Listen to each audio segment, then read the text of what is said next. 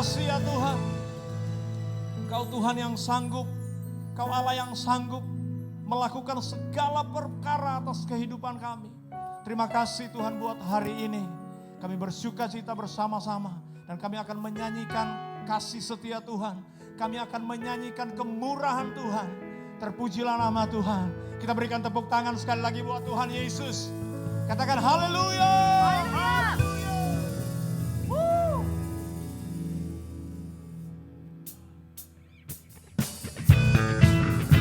Mari bertepuk tangan bersama-sama.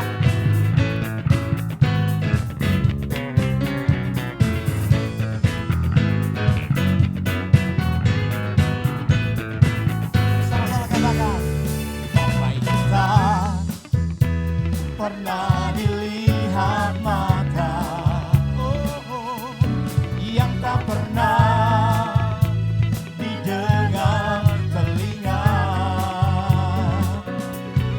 yang tak pernah timbul di dalam hati. Katakan semua. Semua disediakannya. Amin. Bagi yang mengasihi Dia. Sekali lagi katakan. Apa yang tak pernah dilihat mata, yang tak pernah didengar telinga,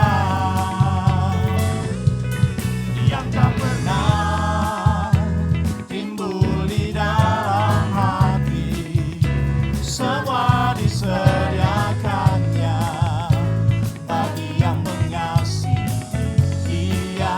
Katakan Allah sanggup melakukan segala perkara. Katakan dulu sekarang dan selamanya, kuasanya tidak berubah. Allah sanggup melakukan segala perkara. Dulu sekarang dan selamanya, kuasanya tak berubah. Katakan amin.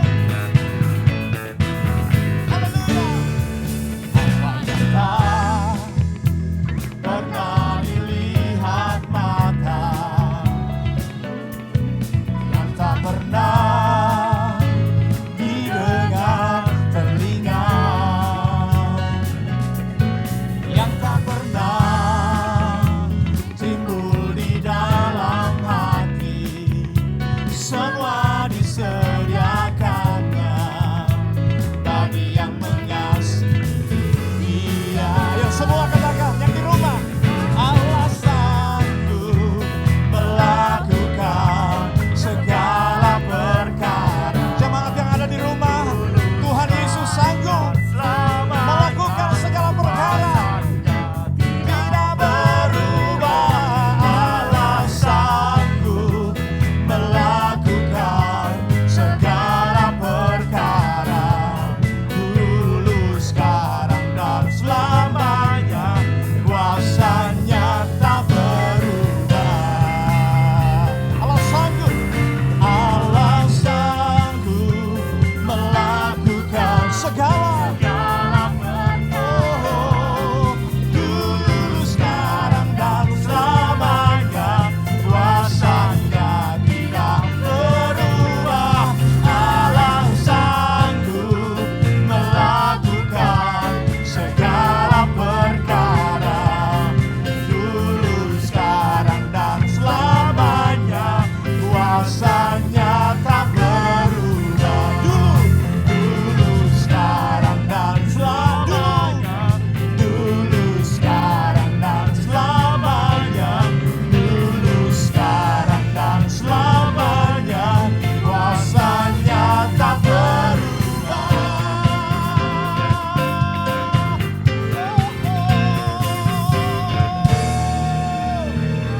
Katakan amin saudara. Saya mau berkata buat saudaraku yang ada di rumah, Tuhan Yesus sanggup memulihkan saudara. Tuhan yang telah memulihkan hidup saya, Tuhan yang sama yang akan memulihkan hidup saudara.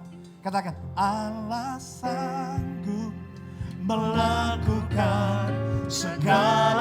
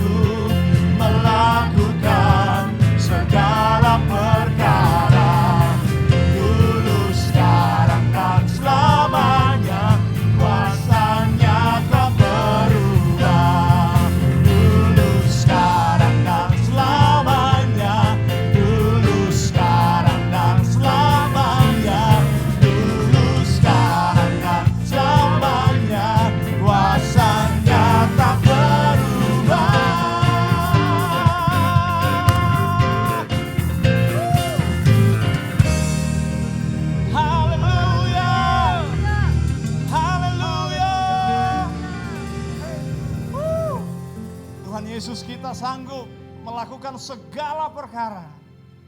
Haleluya. Baik Bapak Ibu Saudara yang dikasihi Tuhan, kita akan bersama-sama mendengarkan Voice of Pentecost. Tuhan Yesus memberkati.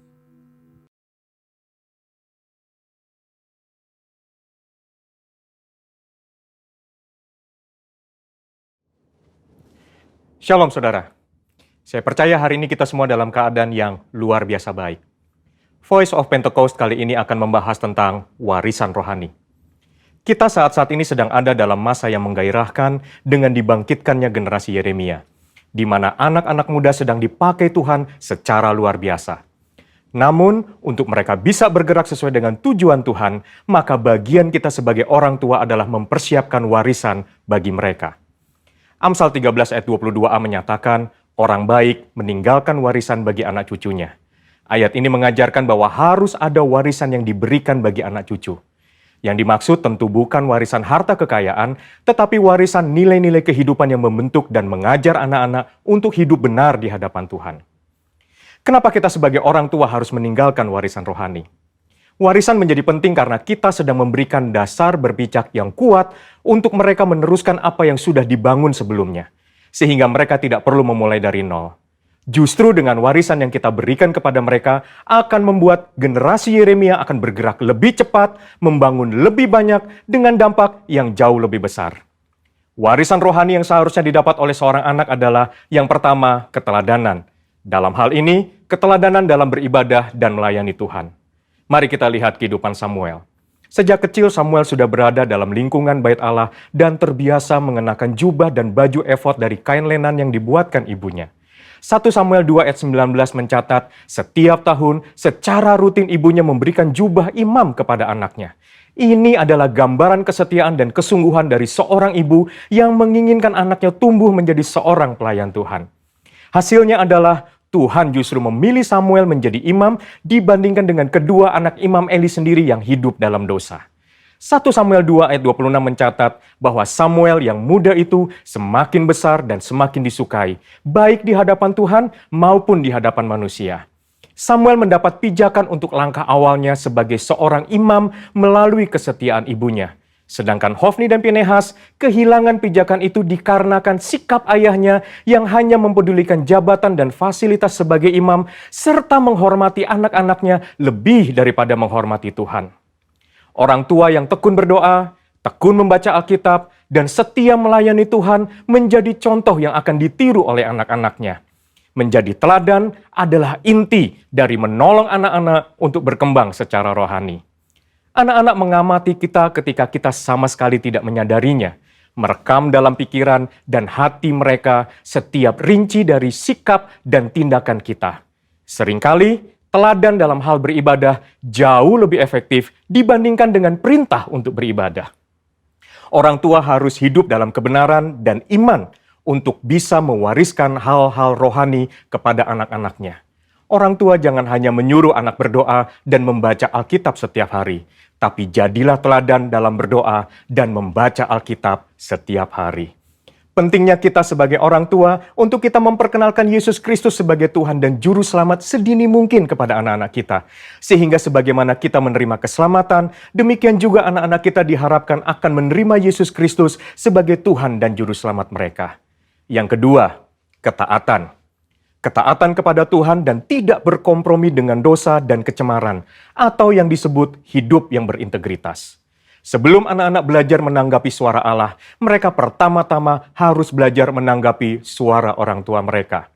Tuhan mengajar umat Israel melalui Yeremia dengan sebuah contoh dari kehidupan kaum orang Rekhab, dan kaum orang Rekhab menolak anggur pemberian Yeremia karena setia kepada perintah Yonadab bin Rekhab, bapa leluhur mereka, yang memerintahkan untuk tidak minum anggur sampai selama-lamanya. Dan Tuhan memberikan janjinya bahwa keturunan Yonadab bin Rekhab tidak akan terputus melayani Tuhan sepanjang masa. Teladan kekudusan ini haruslah bisa dicontoh oleh seorang anak dari orang tuanya. Di tengah dunia yang semakin rusak dan menuju kepada kehancurannya, umat Tuhan harus bisa memisahkan dirinya dari kedagingan dan perbuatan cemar. Perenungan firman yang teratur, pembacaan buku-buku rohani yang berkualitas, kehidupan doa, pujian, dan penyembahan yang berkesinambungan adalah syarat untuk mendapatkan kehidupan rohani yang semakin kuat dan semakin dewasa. 3. Kasih, yaitu kasih mula-mula, kasih yang mendalam kepada Kristus. Kasih adalah dasar dari kehidupan orang percaya. Tuhan Yesus memberikan perintah agung, yaitu mengasihi Allah dan sesama sebagai hukum yang terutama. Orang tua yang mengasihi Tuhan harus dapat mempraktekkan kasih itu di tengah-tengah keluarganya. Seorang ayah yang mengasihi istrinya dan seorang ibu yang menghormati suaminya menjadikan seorang anak hidup dalam kasih dan memudahkannya mengenal kasih Bapa di dalam Yesus Kristus. Kasih akan membentuk pribadi yang bertumbuh baik dan membawa mereka mengenal Allah yang adalah kasih itu sendiri. Ketika anak dipenuhi oleh kasih, maka anak akan memiliki rasa aman yang sangat dibutuhkan untuk mereka bisa mengembangkan potensinya secara penuh. Hasilnya akan memunculkan generasi unggul yang akan mentransformasi bangsa Indonesia melalui karakter, pengetahuan, dan kemampuan yang mereka miliki. Untuk anak-anak muda, ayo kita perhatikan dengan sungguh-sungguh apa yang sedang ditanamkan oleh otoritas di atas kita di dalam kehidupan kita. Ada orang tua yang memberikan arahan kepada kita. Ada gembala yang mengajarkan kehidupan doa, pujian, dan penyembahan. Ada mentor, guru rohani. Mereka semua adalah orang-orang yang Tuhan kirim dalam kehidupan kita untuk menuntun kita masuk dalam rencana Allah yang luar biasa. Biarlah generasi Yeremia yang dipenuhi Roh Kudus, cinta mati-matian kepada Tuhan Yesus, tidak kompromi terhadap dosa, dan akan bergerak untuk memenangkan jiwa, akan muncul dengan warisan rohani dari pendahulunya. Untuk penjelasan lengkapnya dari tim teologi kami, silakan klik link yang ada di atas atau scan QR Code yang tersedia. Salam integritas, Tuhan Yesus memberkati.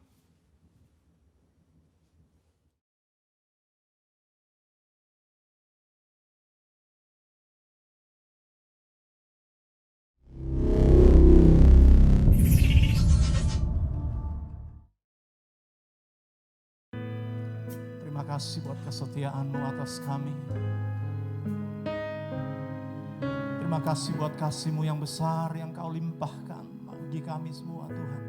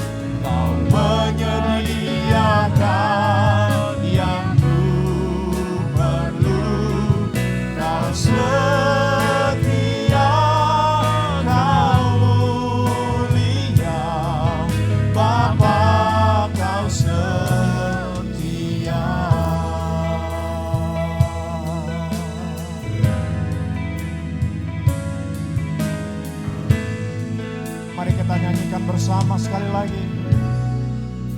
Haleluya Tuhan. Bapa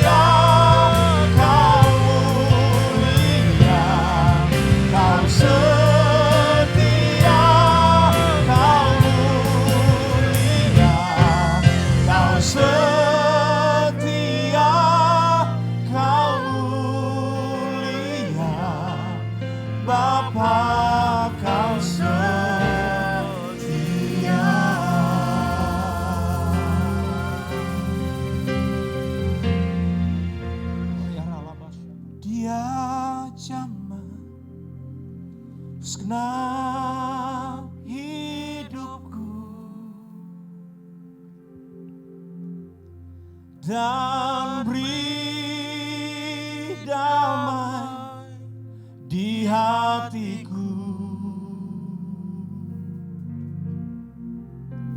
Semua telah berubah dan aku tahu Yesus jamah ku jadi baru. Mari nyanyikan bersama, katakan, Dia jamah segenap hidupku, dan beri damai di hatiku. Oh, semua telah berubah dan aku tahu Yesus jamah ku jadi baru. Terus katakan, Yesus jamah, oh Dia jamah segenap hidupku. Penuhi kami kembali dengan damai-Mu ya Tuhan. Penuhi kami kembali dengan kasih-Mu ya Tuhan.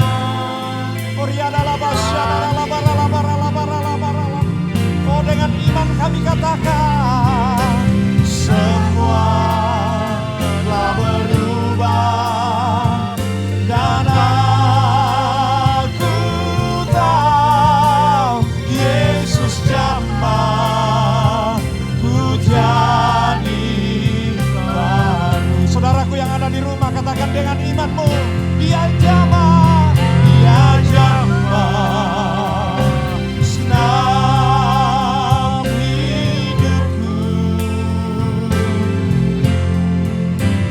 dan beri damai di hatiku.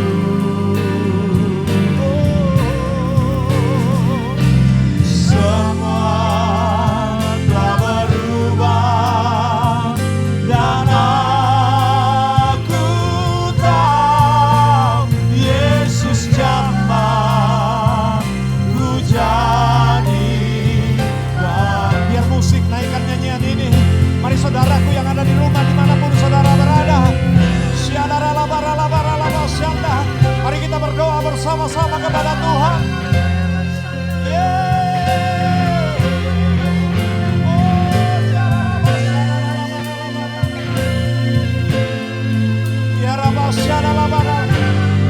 Berikan kembali damai-Mu,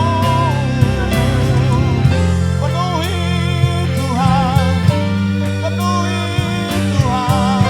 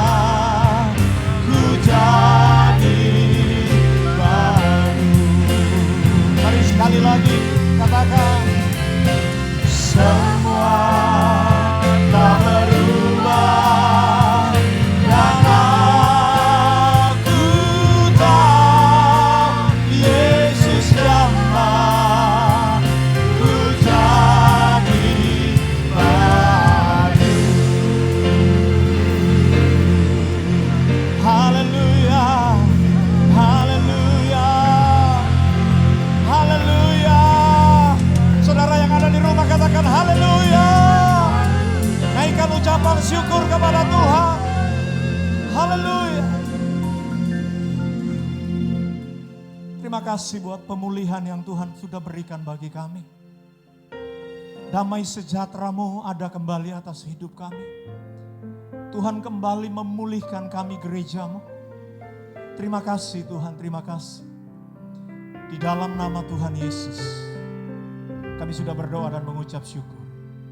Mari bersama-sama kita katakan, amin. Mari bersama-sama kita akan mendeklarasikan arti Pentakosta ketiga. Pentakosta ketiga. 1. Pentakosta ketiga adalah pencurahan Roh Kudus yang dahsyat di zaman ini melebihi yang terjadi di Azusa Street. 2. Pentakosta ketiga akan mengakibatkan penuaian jiwa yang terbesar dan yang terakhir sebelum Tuhan Yesus datang kembali. 3. Pentakosta ketiga akan membangkitkan generasi Yeremia, yaitu anak-anak muda yang dipenuhi Roh Kudus, cinta mati-matian kepada Tuhan Yesus, tidak kompromi terhadap dosa dan akan bergerak untuk memenangkan jiwa. 4. Pentakosta ketiga lahir di Indonesia dan bergerak ke bangsa-bangsa. Gerakan ini dari timur ke barat dan akan kembali ke Yerusalem. 5. Pentakosta ketiga akan memberikan kuasa untuk menyelesaikan amanat agung dan setelah itu Tuhan Yesus datang kembali. Shalom. Shalom Bapak Ibu yang kasih Tuhan. Bulan lalu kita telah memperingati kenaikan Tuhan Yesus dan juga pencurahan Roh Kudus. Yesus setelah kebangkitannya dari kubur menggunakan waktu 40 hari mengajar murid-muridnya tentang kerajaan. Tujuannya adalah mempersiapkan mereka untuk hari di mana mereka akan menerima kuasa dan memanifestasikan kemuliaan Allah. Kerajaan Allah bukan terdiri dari perkataan, tetapi dari kuasa. Yesus mengajar murid-muridnya tentang kerajaan karena ia mengerti bahwa untuk menjadi saksi-saksi yang efektif di dalam sebuah dunia yang tidak bersahabat, mereka membutuhkan kuasa. Kuasa Allah adalah kemampuan untuk melakukan mukjizat-mukjizat dan adalah alat utama gereja yang Yesus berikan untuk memberitakan Injil dan kerajaan Allah. Di kisah para rasul 1 ayat 8 berkata, "Tetapi kamu akan menerima kuasa kalau Roh Kudus turun ke atas kamu, dan kamu akan menjadi saksiku di Yerusalem, di seluruh Yudea dan Samaria dan sampai ke ujung bumi." Kita menerima kuasa ketika kita dibaptis atau dipenuhi oleh Roh Kudus. Roh Kudus adalah Roh Allah yang menolong, memimpin, menghibur dan menjadi teman yang setia. Roh Kudus merupakan penghubung antara kita dengan Allah dan menuntun kita hidup sejalan dengan kehendak-Nya. Tujuan Allah mengurapi kita dengan kuasa-Nya adalah untuk menjadi saksi dari kuasa supernatural-Nya. Kita diciptakan dalam gambar Allah untuk melakukan hal-hal sama seperti yang Ia lakukan. Jika kita membuat keputusan pribadi untuk hidup dalam tuntunan Tuhan dan membawa kuasa-Nya ke dalam tindakan, maka Allah akan mendukung kita dan memberikan kita kuasa dan kasih karunia-Nya untuk kita hidup berkemenangan. Di Lukas 24 ayat 49 berkata, Aku akan mengirim kepadamu apa yang dijanjikan Bapakku, tetapi kamu harus tinggal di dalam kota ini sampai kamu diperlengkapi dengan kekuasaan dari tempat tinggi. Yang pertama, tinggal. Dalam bahasa Yunani, artinya katizo, yang artinya membuat duduk. Alasan Yesus dibangkitkan adalah untuk naik ke surga dan duduk di sebelah kanan Allah Bapa. Dari sana Ia mengirim Roh Kudus-Nya kepada kita. Di dalam Kristus Yesus telah membangkitkan kita juga dan memberikan tempat bersama dengan Dia di surga. Duduk artinya tempat otoritas. Yesus memberitahu murid-muridnya untuk tidak pergi, tapi tinggal sampai mereka belajar bagaimana untuk duduk dengan nyaman di atas sebuah tahta dan merasa memilikinya. Dengan tujuan menggunakan otoritas untuk menguasai dan memerintah. Yesus mengajar dari tahta Allah dan mengucapkan kata-kata Bapa.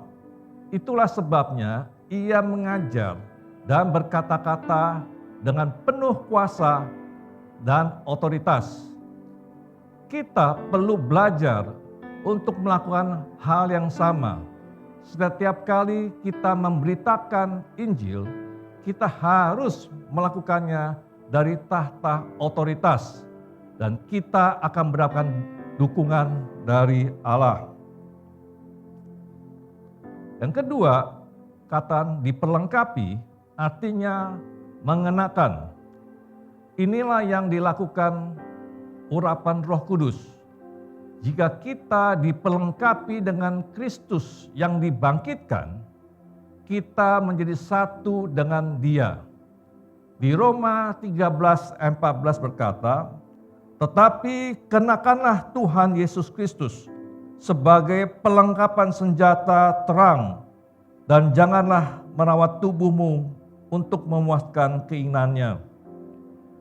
Jika kita berkomitmen untuk menanggalkan manusia lama dan mengenakan manusia baru, atau membungkus diri kita dengan Tuhan Yesus Kristus, maka kita akan diperlengkapi dengan kuasa Allah dan hidup suci dan hidup berkemenangan. Yang ketiga, bicara tentang kekuasaan.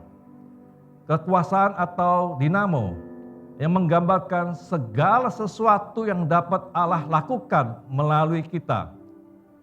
Ketika kita diperlengkapi Roh Kudus dengan kuasanya, kita dapat melakukan hal yang sama seperti Allah lakukan ketika Ia mengimpartasikan kuasa dan kasih karunia-Nya kepada kita. Seperti dikatakan di Filipi 4:13, segala perkara dapat kutanggung di dalam Dia yang memberi kekuatan kepadaku. Yesus memberitahu murid-muridnya dan juga kepada kita untuk tinggal supaya kuasa Allah dapat menjadi satu dengan kita dan tidak terpisahkan dari Dia. Ambil sikap dan nyatakan firman ketika musuh mencoba untuk menyerang kita. Ingatlah bahwa kita memiliki kuasa dari surga yang siap membantu kita. Matius 6:13 berkata, "Karena Engkaulah yang mempunyai kerajaan dan kuasa dan kemuliaan sampai selama-lamanya." Yesus mengajar tentang doa. Inti pengajaran Yesus adalah kerajaan, kuasa, dan kemuliaan. Kerajaan adalah pemerintahan Allah didirikan di bumi ketika kehendak Allah dilaksanakan sepenuhnya, menggantikan sistem pengoperasian dan tatanannya yang biasa. Kuasa berbicara tentang kemampuan yang ditemukan di dalam Allah, dan kemuliaan adalah hadirat Allah. Dimensi supernatural adalah sesuatu dunia kekal yang tak kasat mata dan tidak berubah. Untuk bergerak dalam dimensi supernatural, kita membutuhkan pengertian tentang dimensi iman, pengurapan, dan kemuliaan. Iman adalah pikiran Roh Kudus yang disingkapkan kepada kita supaya kita dapat beroperasi dan memiliki kekuasaan dalam dimensi waktu, ruang, dan benda. Allah menetapkan waktu, tetapi ketika Ia menciptakan manusia, Ia menaruh sebuah kerinduan akan kekekalan di dalam diri manusia. Dengan demikian, memampukan manusia untuk hidup dalam dua dimensi, natural dan supernatural. Allah memberikan kita iman supaya kita hidup di dalam dua dimensi ini. Allah telah memberikan kepada setiap orang suatu ukuran iman yang adalah miliknya sendiri. Semakin sering kita gunakan iman kita, maka iman kita akan semakin bertumbuh dan ukuran iman kita akan semakin bertambah. Roma 1 ayat 17 berkata, sebab di dalamnya nyata kebenaran Allah yang bertolak dari iman dan memimpin kepada iman. Seperti ada yang tertulis, orang benar akan hidup oleh iman. Allah pasti bertindak sesuai dengan iman yang Ia berikan kepada kita, karena Allah tidak dapat berdusta atau gagal menepati firman-Nya. Kita diciptakan untuk memiliki hasrat bagi hal yang mustahil. Ukuran iman adalah ruang lingkup pengaruh dan tingkatan otoritas di mana kita menempatkan iman kita untuk menghidupkan hal-hal yang mustahil. Kita menerima iman Allah untuk memberkati orang lain. Di Kisah Para Rasul 3 ayat 6 berkata, Petrus berkata, emas dan perak tidak ada padaku, tetapi apa yang kupunyai, kuberikan kepadamu. Demi nama Yesus Kristus, orang Nazaret itu, berjalanlah. Jadi pada dasarnya, Roh Kudus sedang memberitahu Petrus, terimalah iman Allah untuk memberkati orang lain. Kemudian Petrus mengatakan hal yang sama. Seketika itu juga, kuatlah kaki dan mata kaki orang itu. Iman adalah kepastian dari hal-hal yang kita harapkan, menjadi bukti dari hal-hal yang tidak kita lihat, dan keyakinan akan realita kita. Seperti dikatakan di Markus 11 ayat 24 berkata, apa saja yang kamu minta dan doakan, percayalah bahwa kamu telah menerimanya, maka hal itu akan diberikan kepadamu. Iman adalah kemampuan ilahi yang diberikan Allah kepada manusia untuk pergi melampaui dunia jasmani. Iman mengizinkan kita untuk menyeberangi batas-batas dunia natural dan untuk menjangkau kekekalan. Dan kita harus memutuskan di dunia mana kita ingin tinggal, dunia waktu atau dunia kekekalan. Dimensi natural itu seperti sebuah garis lurus yang memiliki awal dan akhir. Kekekalan seperti sebuah lingkaran, ya, tidak memiliki awal atau akhir. Ketika kita memasuki kekekalan, segala sesuatunya kekal. Itu adalah tempat tinggal Allah, di mana waktu tidak ada. Allah selalu berbicara kepada kehidupan dari dunia kekekalan. Jika kita berjalan dalam dunia rohani, kita akan menerima semua manfaat yang Yesus berikan di kayu salib. Dalam dunia rohani, segala sesuatu sudah diselesaikan dan sempurna. Kesehatan, kelepasan, kemakmuran, keselamatan, kekuasaan, damai sejahtera, dan semua berkat materi emosi, dan rohani yang kita butuhkan di bumi ini.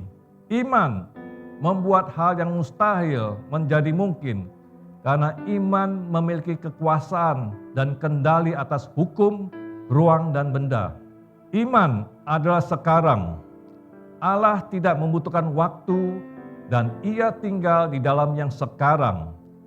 Ia tidak membutuhkan siang atau malam untuk melakukan pekerjaan-pekerjaannya karena di dalam dunia supernatural masa lalu dan masa depan datang bersama di masa kini.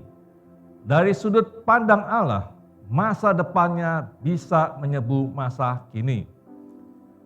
Seperti dikatakan di Ayub 22 ayat 28, apabila engkau memutuskan berbuat sesuatu, maka akan tercapai maksudmu dan cahaya terang menyinari jalan-jalanmu. Jika kita mempercayai firman Tuhan, tidak ada roh kelemahan yang dapat menyentuh kita. Tetapi ketika kita meninggalkan iman dan hidup hanya oleh penglihatan, maka musuh membuat kita berfokus pada masalah, kelemahan, dan kesulitan. Iman bukanlah di masa depan yang akan terjadi. Iman adalah sekarang. Iman mengingkatkan waktu. Segala sesuatu bekerja menurut iman kita. Misalnya, ketika kita pergi untuk mengambil kredit rumah kita, bank menetapkan bahwa akan dibutuhkan waktu 30 tahun untuk selesai melunasi kreditnya. Dalam kasus ini, orang yang menentukan waktu untuk menyelesaikan pembayaran rumah itu adalah bank.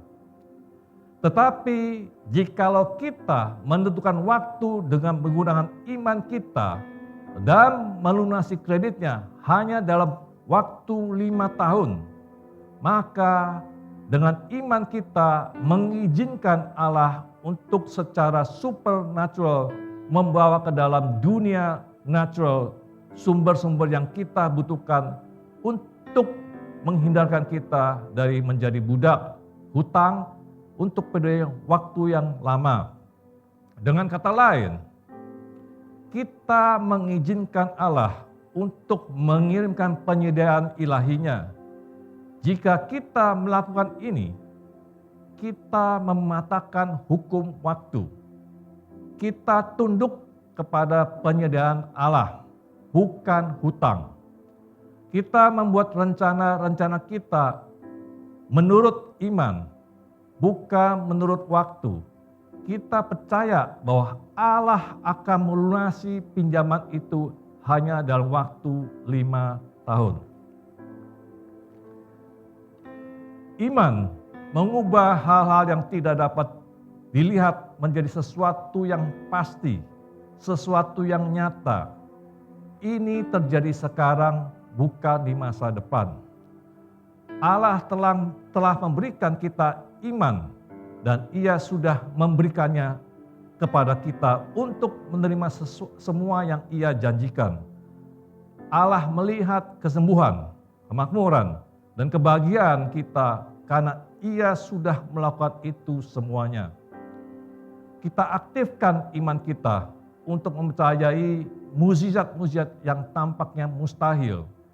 Tidak ada yang mustahil bagi Allah. Kedua, bicara tentang pengurapan. Pengurapan adalah tanda bahwa kita dikhususkan oleh Tuhan dan kuasa Roh Kudus akan menyertai kita untuk memberikan kemampuan kepada kita untuk menyelesaikan pekerjaan pelayanan dan untuk melayani Dia.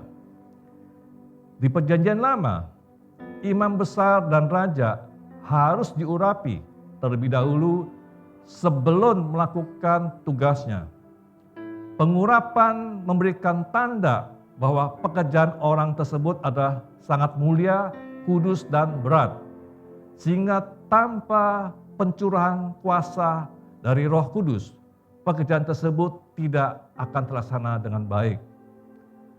Nabi Samuel mengurapi Saul untuk menjadi raja Israel. Setelah diurapi, Roh Kudus bekerja memberikan keberanian kepada Saul, memberikan kemampuan dan juga memberikan karisma kepada Saul. Tuhan memberi segala hal yang diperlukan Saul untuk menjadi seorang raja yang disegani.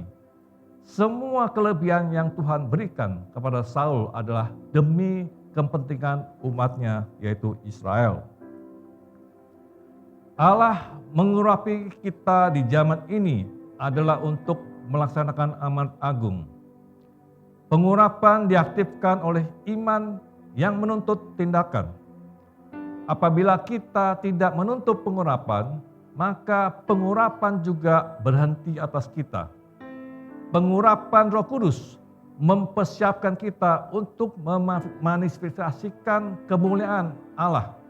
Pengurapan diberikan untuk memberkati orang lain. Di Lukas 4 ayat 18 dan 19 berkata, Roh Tuhan ada padaku, oleh sebab Ia telah mengurapi aku untuk menyampaikan kabar baik kepada orang-orang miskin. Dan Ia telah mengutus aku untuk memberitakan pembebasan kepada orang-orang tawanan dan penglihatan bagi orang-orang buta, untuk membebaskan orang-orang yang tertindas, untuk memberitakan tahun rahmat Tuhan telah datang.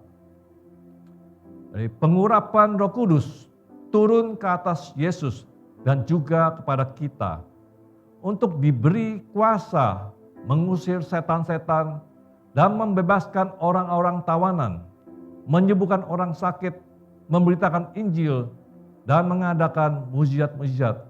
Inilah alasan kita dipisahkan dan dikuduskan untuk pelayanan. Dalam bait suci Yahudi, minyak urapan kudus digunakan untuk mengurapi tabernakel, perkakas kudus, dan para imam, supaya mereka dapat ditabiskan dan dipersiapkan untuk masuk ke dalam hadirat Allah. Di tabernakel, tak seorang pun dapat menyentuh sebuah alat atau perkakas kecuali ia telah diurapi, karena pengurapannya lah yang mempersiapkan seseorang untuk berdiri dengan aman dalam hadirat Allah. Ini juga berlaku bagi kita saat ini. Allah terlebih dahulu mengurapi kita dengan urapan Roh Kudus-Nya, dan kemudian mentabiskan dan menguduskan kita dalam persiapan untuk menerima kemuliaan Allah. Yang ketiga, bicara tentang kemuliaan. Kemuliaan itu kata Ibrani kabod, yang berarti kehormatan, agung, kelimpahan. Kemuliaan adalah kehadiran Allah yang dimanifestasikan. Pada mulanya, Allah menciptakan manusia dalam gambar dan rupanya, membentuk dia dari debu, bumi, dan menghembuskan napas kehidupan ke dalam dia. Napas itu termasuk kemuliaan Allah. Pada waktu itu, Allah mengimpatasikan kepenuhan dan kebajikan, sifat dan kemuliaannya kepada manusia. Dalam dunia itu, pikiran manusia berfungsi 100%, karena pikiran roh ada di dalam dia untuk menggunakan kekuasaan atas ciptaan. Adam begitu cerdasnya sehingga ia mampu memberikan nama kepada semua binatang dan menggunakan kekuasaan atas seluruh makhluk ciptaan tanpa masalah. Ia mampu sepenuhnya melaksanakan tugas ini tanpa susah payah karena ia tinggal dalam kemuliaan Allah. Dalam kemuliaan Allah, manusia tidak memiliki pengertian tentang penyakit, kematian, dan kesedihan. Karena rancangan asli manusia tidak mengenali percobaan-pencobaan ini. Ia tidak harus menunggu untuk mengumpulkan tuayan, karena menunggu menyiratkan sebuah ruang dalam waktu. Padahal kemuliaan adalah kekekalan, di mana segala sesuatunya adalah sekarang. Tumbuh-tumbuhan dan pepohonan bertumbuh saat setiap benih menyentuh tanah. Firman mengajarkan bahwa ketika penciptaan terjadi, segala sesuatu sudah berbuah dan matang. Bahkan Adam tidak perlu melewati setiap pertumbuhan yang harus kita tanggung. Setelah Adam berdosa, dosa telah masuk ke dunia dan semua orang telah berbuat dosa dan telah kehilangan kemuliaan Allah. Ketika Allah pergi mencari Adam dan Hawa di Taman Eden dan berbicara dengan mereka, Ia mengutuk bumi dan menarik hadiratnya. Pada waktu itu, manusia keluar dari dimensi kemuliaan dan mulai mengalami kematian, meskipun tidak segera. Sisa kemuliaan yang masih tertinggal dalam Adam sudah cukup untuk membuat dia hidup sampai usia 930 tahun. Segala sesuatu yang memiliki kemuliaan Allah memiliki kehidupan. Kematian mengindikasikan tidak adanya kemuliaannya. Ketika Adam berdosa, sesuatu bergeser dalam pikiran manusia. Berbagai macam pengetahuan yang asli diputuskan dari sumber asal mereka, dan otak manusia menjadi tidak digunakan dalam persentase yang besar. Hari ini, para ilmuwan telah menemukan bahwa kita hanya menggunakan persentase kecil dari kapasitas otak kita, yang dapat membawa pada kesimpulan bahwa Adam mengganti pengetahuan yang disingkapkan yang tidak terbatas dengan pengetahuan rasional yang terbatas. Dalam kasus Albert Einstein, misalnya, yang kemampuannya untuk berpikir dengan baik melebihi rata-rata yang dimiliki manusia rata-rata. Jika manusia rata-rata telah mampu membuat begitu banyak penemuan, pergi ke luar angkasa, dan mengembangkan berbagai penyembuhan bagi banyak sakit penyakit, bayangkan betapa spektakulernya pikiran Adam di bawah kemuliaan Allah. Itulah mengapa kita harus memulihkan kapasitas mental kita. Itu jugalah yang Alkitab maksud ketika itu mendorong kita untuk memperbaharui pikiran kita. Setelah kejatuhan Adam, Allah mengutuk tanah dan manusia diputuskan dari kemuliaannya. Jadi proses penyediaan tidak lagi tuaian benih, tetapi benih waktu tuaian. Hari ini kita hidup dari proses ke proses. Setiap proses membutuhkan waktu untuk diselesaikan. Sebagai hasil dari kutub yang telah meninggalkan kita bergabung dengan pada waktu, kita harus menunggu untuk mengumpulkan tuaian atau mencapai sebuah sasaran. Inilah tepatnya mengapa Allah memberikan kita iman untuk mematahkan hukum waktu. Ketika hadiratnya memanifestasikan dirinya sendiri, segala sesuatu di dunia natural dipercepat. Amos 9 ayat 13 berkata, "Sesungguhnya waktu akan datang, demikianlah firman Tuhan, bahwa pembajak akan tepat menyusul penuai, dan penggirik buah anggur penabur benih." Amos menubuatkan dunia yang diubahkan dan dimuliakan, tempat umat Allah dapat terus-menerus menahan dan menuai pada saat bersamaan. Selama kita percaya Allah berjanji untuk melepaskan apa yang kita butuhkan dan kita akan menerimanya. Benih firman dalam kita akan mengaktifkan janji Allah untuk mempercepat penyediaannya. Yesus datang untuk menyingkapkan kemuliaan Bapa, kemuliaan yang Adam kehilangannya. Melalui kematian dan kebangkitannya, Yesus memimpin kita kembali ke dimensi kemuliaan itu, di mana kita bisa berjalan sekali lagi seperti yang Adam lakukan pada mulanya.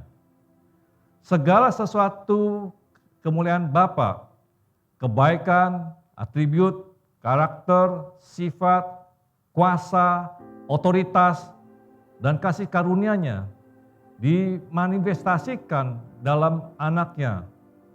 Selain itu, Yesus berjanji untuk memanifestasikan dirinya kepada mereka yang menaati firman-Nya. Karena Adam tidak taat, maka manusia kehilangan kemuliaannya. Di dalam Kristus, kita diberikan kekuatan untuk taat kepada Allah. Dan kemuliaannya akan dimanifestasikan kembali kepada kita yang taat akan firman-Nya. Sebelum Yesus naik ke kayu salib, Ia berdoa meminta kepada Bapa untuk memberikan kembali kemuliaan manusia yang telah hilang, supaya setiap orang percaya dapat hidup dalam manifestasinya. Di Yohanes 17 ayat 18 sampai 19 dan 22 berkata demikian. Sama seperti Engkau telah mengutus aku ke dalam dunia, demikian pula aku telah mengutus mereka ke dalam dunia. Dan aku menguduskan diriku bagi mereka, supaya mereka pun dikuduskan dalam kebenaran. Dan aku telah memberikan kepada mereka kemuliaan yang Engkau berikan kepadaku, supaya mereka menjadi satu, sama seperti kita adalah satu. Yesus mengutus kita ke dalam dunia, dan Dia telah memberikan kepada kita kemuliaan supaya kita menjadi satu. Kita percaya bahwa generasi kita akan melihat kemuliaan awal dan kemuliaan akhir bermanifestasi bersama. Tubuh Kristus harus sehati dan bersatu untuk menyelesaikan amanat agung. Allah sedang membuka tingkat-tingkat langit dan mencurahkan pewahyuan yang kita butuhkan untuk memanifestasikan kemuliaan-Nya. Amin. Untuk bergerak dalam kuasa Allah, hidup dalam dimensi supernatural, kita membutuhkan iman, pengurapan, dan kemuliaan Tuhan. Iman adalah kemampuan yang diberikan kepada orang percaya oleh Allah untuk memiliki kekuasaan atas waktu, ruang, dan benda. Pengurapan adalah kemampuan yang diberikan kepada orang percaya oleh Allah untuk melakukan apapun yang Allah suruh untuk ia lakukan. Itu adalah Yesus yang bekerja melalui manusia. Dengan karunia-karunia rohani, kita dapat melayani satu atau beberapa anggota tubuh Kristus. Dengan pengurapan, kita dapat menjangkau banyak orang. Kemuliaan Allah adalah kehadiran Allah yang bermanifestasi dalam bentuk yang terlihat. Itu adalah Allah melakukan pekerjaan-pekerjaannya dan beroperasi menurut kedaulatan dan inisiatifnya. Dengan kemuliaan, kita dapat menjangkau dan mempengaruhi bangsa-bangsa. Amin. Mari kita satukan hati dan fokuskan pikiran kita kepada Tuhan. dan memohon kepadanya. Bapa, terima syukur, terima kasih atas semua karya-Mu Tuhan yang telah Engkau kerjakan atas kami semua umat-Mu. Kau telah mengaruniakan kami Tuhan Yesus Kristus supaya kami ini orang berdosa Tuhan ditebus dosa-dosa kami dan diselamatkan ya Bapa. Dan juga Tuhan Dia Yesus Kristus yang telah bangkit dan naik ke surga dan duduk bersama-Mu ya Bapa, telah mengutus Roh-Nya ya Bapa pada setiap kami murid-murid-Mu ya Bapa, supaya kami dipulihkan ya Bapa. Terima kasih Tuhan, dan kami akan menerima kuasa dan kemuliaan yang datang dari-Mu ya Bapa. Kami bersyukur untuk itu ya Bapa. Kami berdoa Tuhan, kiranya ya Bapa Kau mengurapi setiap kami ya Bapa, hamba-hamba-Mu, anak-anak-Mu ya Bapa, pagi siang hari ini ya Bapa, supaya mereka Tuhan diaktifkan semua Tuhan, mengaktifkan semua iman yang telah Kau berikan pada kami Tuhan, sehingga Tuhan kami dalam hidup ini ya Bapa, hidup dalam kemenangan, terobosan-terobosan yang baru Tuhan, sehingga kami hidup dalam kemenangan dan kemenangan yang datang dari Engkau Tuhan, sehingga Tuhan iman yang Kau telah berikan pada setiap kami Tuhan akan bertumbuh Tuhan dari iman kepada iman. Bahkan kami akan juga berjalan bersama-Mu dari kemuliaan kepada kemuliaan yang baru Tuhan. Sungguh luar biasa Tuhan. Semua kasih karunia-Mu, kebaikan-Mu kepada kami ini Bapa. Supaya Engkau pulihkan kami Tuhan menjadi manusia yang serupa dengan Yesus Kristus ya Bapa. Menjalani hidup yang seperti yang Dia telah jalani di bumi ini ya Bapa. Penuh kuasa, penuh kemuliaan-Mu ya Bapa, supaya nama-Mu, kerajaan-Mu diperbesarkan ya Tuhan. Terima kasih Tuhan. Hamba-Mu berdoa Tuhan untuk para anak-anak-Mu ya Bapa, para mereka yang bekerja dan pelayanan Tuhan dan usaha Tuhan. Berkatilah mereka semua ya Tuhan, sehingga apapun yang mereka kerjakan Tuhan, mereka semuanya berhasil dan bahkan berlipat ganda ya Tuhan. Multiplikasikan semuanya Tuhan apa yang mereka kerjakan ya Bapa. Terima kasih Tuhan, terima kasih. Dan juga berdoa juga pada mereka yang sedang kuliah bahkan dan sekolah ya Tuhan. Kiranya Engkau berikan mereka hikmat-Mu, berikan mereka kepandaian Tuhan, pengertian yang baru dari Engkau Tuhan, sehingga mereka menguasai Tuhan mata pelajarannya Tuhan. Jadikan mereka Tuhan anak-anak yang pandai Tuhan, yang berguna bagi bangsa kami ini ya Bapa semuanya. Dan juga Tuhan mereka Kau pakai semuanya Tuhan untuk melayani Engkau ya Bapa. Terima kasih Bapa, di dalam nama Tuhan Yesus Kristus kami berdoa dan bersyukur. Haleluya. Amin. Bersyukur padamu Tuhan, sebab kasih setia-Mu di dalam hidupku. Anugerah-Mu besar bagiku, di setiap langkahku ku memuji-Mu.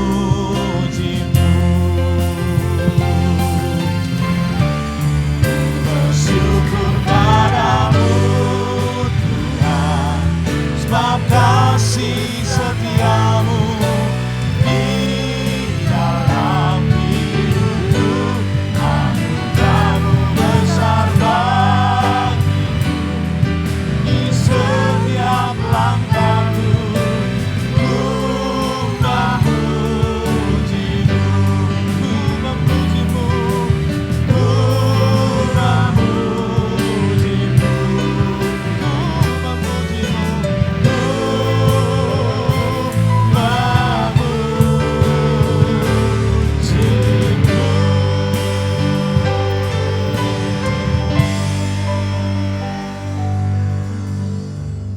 Saudara kasih Tuhan, terimalah kasih Allah berlimpah-limpah di dalam anaknya Tuhan Yesus Kristus dan persekutuan indah dengan kudus mulai hari ini sampai Yesus datang kedua kali, bahkan sampai selama-lamanya. Yang percaya sama-sama ucapkan amin. Puji Tuhan.